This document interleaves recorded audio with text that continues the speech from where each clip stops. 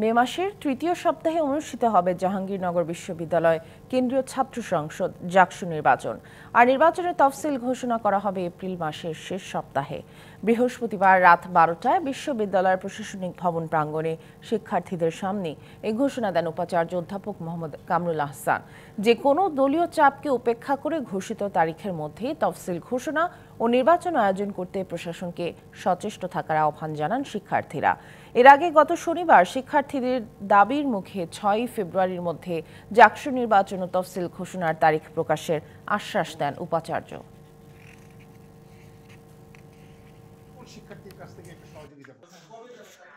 আমরা জাকসু নির্বাচন মে মাসের তৃতীয় সপ্তাহ শেষ দিনের মধ্যে অর্থাৎ 21 তারিখের মধ্যেই অনুষ্ঠিত করব এবং নিয়ম অনুযায়ী 21 দিন পূর্বে তফসিল ঘোষণার যে বিষয়টি আছে সেটাও বিবেচনা আনা হবে। অর্থাৎ